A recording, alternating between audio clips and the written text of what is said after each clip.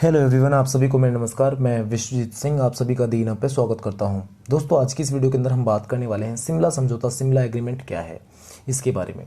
दोस्तों, भारत और पाकिस्तान दोनों ही देशों की फॉरेन पॉलिसी के बहुत प्रमुख अंग के तौर पे देखा जाता है शिमला समझौता को। दोनों देशों को क्या राइट्स हैं, क्या किसके ऊपर कौन सा अधिकार है, ठीक है। कभी भी कोई भी विवाद होता है तो हमेशा शिमला समझौता की दुहाई देता है कि इस देश ने शिमला समझौता का उल्लंघन किया, इस देश ने शिमला समझौता को नहीं माना, ठीक है। इस तरह से कई सारी की चीज़ें बोली जाती हैं, की जाती हैं। अगर आप करंट अफेयर से जुड़े रहते होगे दोस्तों, तभी आपने देखा होगा जब 370 का मामला था कश्मीर का, ठीक है, जब कश्मीर को केंद्र शासित प्रदेश घोषित किया जा रहा था, तो वहाँ पर पाकिस्तान ने क्या किया, यूएनओ में अप्लाई किया, ठीक है। यूएनओ संयुक्त राष्ट्र संघ में जाता है, वहाँ पे जाके आवाज़ उठाता है कि भारत ये सही नहीं कर रहा है, कश्मीर को ऐसे नहीं कर सकता है क्योंकि इस पे विवाद चल रहा है, ठीक है। तो वहाँ पर भारत ने क्या कहा कि भाई आप यूएनओ या किसी और देश हमारे बीच में इंटरफेयर नहीं कर सकता। क्यों? क्योंकि हमने शिमला समझौता किया है और इसके तहत आप और मैं सिर्फ इस मुद्दे को सुलझा सकते हैं, कोई तीसरा देश नहीं आएगा, मतलब किसी तीसरे देश के हस्तक्षेप स्वीकार नहीं किया जाएगा, ठीक है। तो दोस्तों, ये शिमला समझौता बहुत इंपॉर्टेंट है भारत और पाकिस्तान के रिलेशनशिप में, ठीक है। आप भारत और पाकिस्तान का रिलेशनशिप कभी भी पढ़ोगे तो वहाँ पे दोनों देशों की फॉरेन पॉलिसी का मेन पार्ट माना जाता है शिमला समझौता को। तो आज की इस वीडियो के अंदर हम डिटेल एनालाइज करने वाले हैं, तो वीडियो को लास्ट तक देखिएगा, बहुत ज़्यादा इंपॉर्टेंट आप सभी बच्चों के लिए होने वाला है।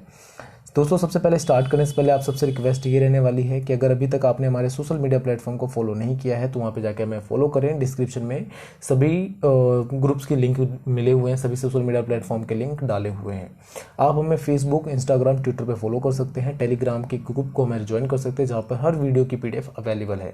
साथ साथ दोस्तों, आप हमारी जो भी वीडियो हैं उन सभी के आर्टिकल ब्लॉगर पे पढ़ सकते हैं, ब्लॉगर पे डले हुए हैं, वहाँ पे आप पढ़ सकते हैं, आराम से आपको अवेलेबल है सारी PDF। साथ साथ दोस्तों, मोस्ट इम्पोर्टेंट आप हमारे यूट्यूब चैनल को सब्सक्राइब करें, जिससे आने वाले समय में जो भी वीडियो रिलेटेड अपडेट हो आपको टाइम टू टाइम मिलता रहे। आपको डिस्क्रिप्शन में इन सभी सोशल मीडिया प्लेटफॉर्म का लिंक मिल जाएगा। स्टार्ट करते हैं दोस्तों आज की वीडियो। सबसे पहले यहाँ पे क्वेश्चन मार्क से शुरू करते हैं कि क्या है शिमला समझौता। तो दोस्तों, शिमला के अंदर में किया गया था, ठीक है, जिसके कारण से इसे शिमला समझौता कहता है। नाम से तो एकदम क्लियर है, ठीक है।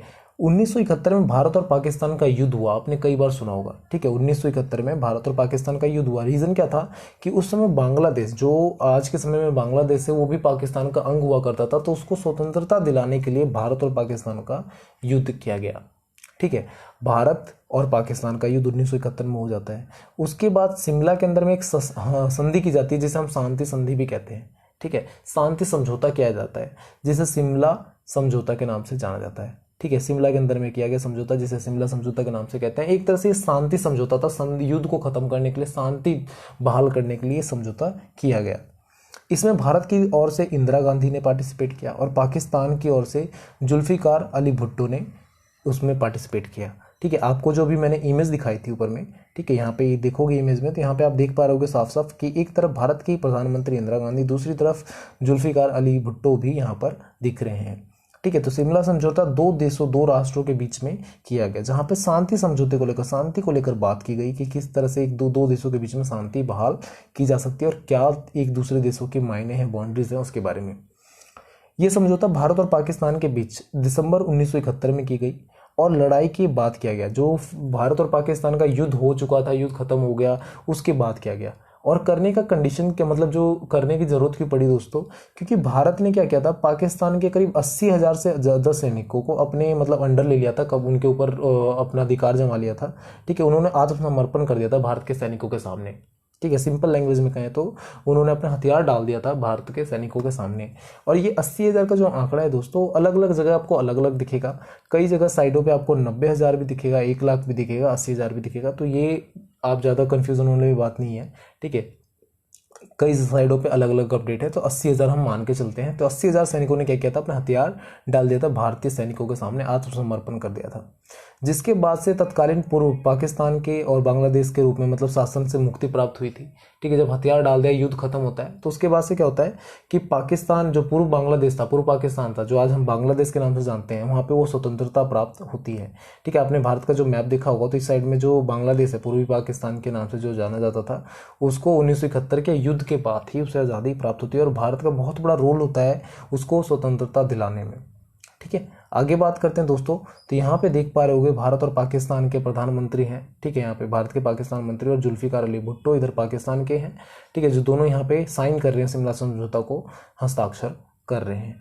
आगे देखते हैं, शिमला समझौता के तहत कुछ प्रमुख बिंदुएं सामने आई, ठीक है। जो प्रमुख बातें थी वो क्या थी, तो दोनों देशों किसी भी विवाद को अन्य देशों की मध्यस्थता को स्वीकार नहीं किया जाएगा। मतलब अगर कोई भी विवाद चल रहा है, कोई भी टेंशन चल रही है दो देशों के बीच में, भारत और पाकिस्तान के बीच में, तो कोई तीसरा देश जाके उसमें हस्तक्षेप नहीं करेगा, आइडिया नहीं देगा कि ऐसा करना चाहिए, नहीं इसे ऐसा करना चाहिए, ऐसा नहीं कर सकता। मध्यस्थता को स्वीकार नहीं किया जाएगा, ठीक है। जो बिचौली होते हैं ना, जो बीच में आके मीडिएटर जो सॉल्व करवाते हैं, ठीक है, वो नहीं चलेगा।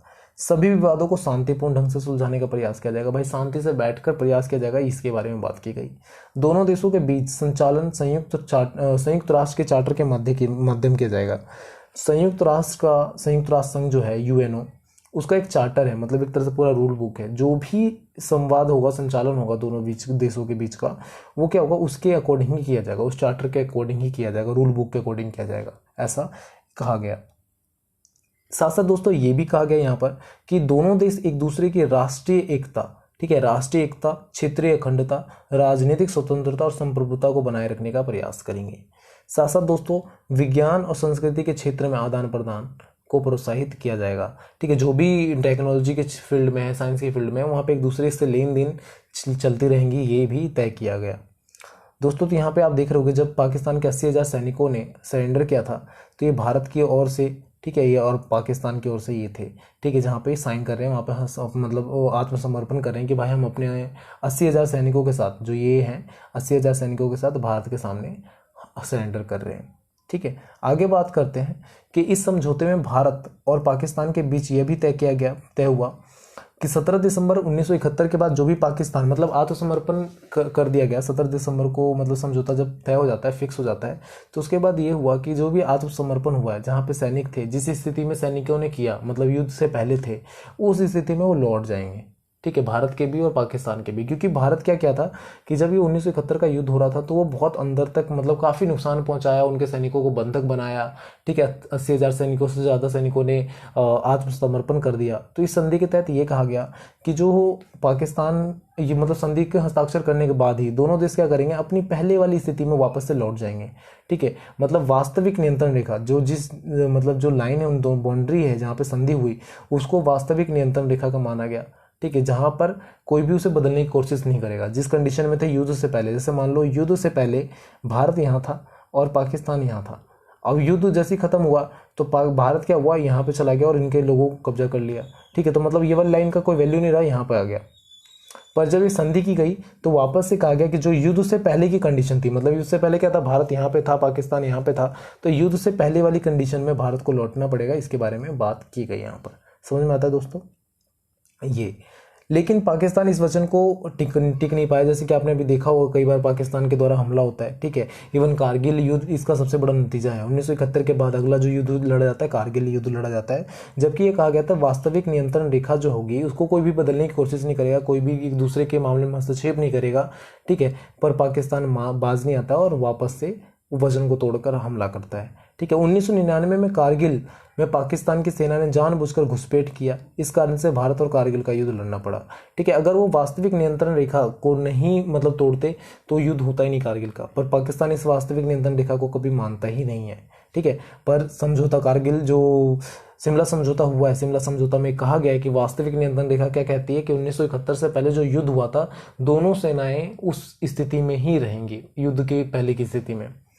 अगर आप बात करोगे दोस्तों कि शिमला समझौता के तहत कौन कौन से प्रमुख प्रावधान हैं, तो कुछ प्रावधान इस तरह से हैं कि अपने संघर्ष और विवाद को समाप्त करने का प्रयास करेंगे। जो भी संघर्ष और विवाद चल रहा है दोनों देशों के बीच में, वो समाप्त करने का कोशिश करेंगे।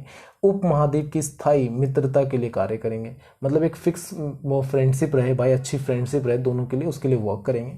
विवादों और समस्याओं को शांतिपूर्ण रूप से समाधान करेंगे, ठीक है, आराम से बैठकर सॉल्व करेंगे अपनी लड़ाई झगड़े को। सीधी बातचीत भाई, सीधी बातचीत ऑन टेबल, सीधी बातचीत, फेस टू फेस बातचीत करके ख़त्म करेंगे। एक तरफा कार्रवाई पे रोक लगाएंगे भाई, कोई भी एक तरफा कार्रवाई नहीं कर सकता है जब तक दोनों तरफ से मंजूरी ना हो, इसके ऊपर भी बात की गई। बल के प्रयोग पर रोक है दोस्तों, ठीक है, बल का प्रयोग नहीं करेंगे। पर आप आते दिन आपने देखा होगा पाकिस्तान की सेना सीज फायर करती है, अलग अलग तरीके से हमले करती है, घुसपैठ करती है, तो वो बल का प्रयोग पर रोक है, बल का प्रयोग नहीं करना है। पर यहाँ पे पाकिस्तान नहीं मानता है, ठीक है। प्रादेशिक अखंडता के सम्मान करेंगे, जो एक दूसरे के देशों की प्रादेशिक अखंडता है उसको हम मानेंगे, एक्सेप्ट करेंगे और सम्मान करेंगे। राजनीतिक स्वतंत्रता और हस्तक्षेप पे रोक, कोई भी देश किसी भी देश की राजनीतिक स्वतंत्रता पर हस्तक्षेप नहीं करेगा, और दोनों देशों के जो विवाद हैं वो दोनों देश ही मिलकर सुलझाएंगे, कोई तीसरे देश का हस्तक्षेप नहीं मंजूर करेगा। आवागमन की सुविधा, आवागमन मतलब आने जाने की सुविधा प्रदान करेंगे, इस शिमला समझौता के तहत ये कहा गया। आने जाने के शिमला समझौता के तहत ये भी, जैसे कि आपने एक ट्रेन का नाम सुना होगा समझौता एक्सप्रेस, जो इसके बाद ही स्थापित की गई थी, चलाई गई थी, ठीक है, जो आवागमन की सुविधा प्रदान करती है, ठीक है। मतलब एक देश से दूसरे देश में जाने के लिए कोई भी देश किसी भी नागरिक को नहीं रोकेगा, ठीक है। व्यापार और आर्थिक सहयोग शीघ्र स्थापित करना, मतलब व्यापार और आर्थिक सहयोग को वापस से चालू करना, ठीक है, मतलब एक दूसरे को सहयोग करना व्यापार में भी और इकोनॉमिकली आर्थिक तौर पे भी, ये करना जरूरी है, ये भी तय किया गया। विज्ञान और संस्कृति के क्षेत्र में आदान प्रदान, भाई विज्ञान और संस्कृति के क्षेत्र में, कल्चर के क्षेत्र में आप क्या करोगे, एक दूसरे को आदान प्रदान करोगे, चीज़ें बताओगे, इसके बारे में बात की गई। तो दोस्तों ये पूरा था शिमला समझौता। आपको वीडियो कैसी लगी कमेंट करके हमें बताएं, ठीक है। और भी इसी तरह के बहुत सारे इंपॉर्टेंट वीडियो जो आपके एग्जाम के पॉइंट ऑफ व्यू से बहुत ज़्यादा इंपॉर्टेंट है, उन सभी को मैं धीरे धीरे लेकर आऊँगा। आप हमारे सोशल मीडिया प्लेटफॉर्म को फॉलो करें, ठीक है, हमें लाइक शेयर सब्सक्राइब करें, और ज़्यादा बच्चों तक ये वीडियो पहुँचाएं जिनको भी किसी भी तरह के एग्जाम की कॉम्पिटिशन की तैयारी कर रहे हैं, तो उनके लिए मोस्ट इंपॉर्टेंट वीडियो होने वाली है दोस्तों। तो all the friends, all the best for your exams, all the best. Thank you for watching me, thank you for listening me, bye bye.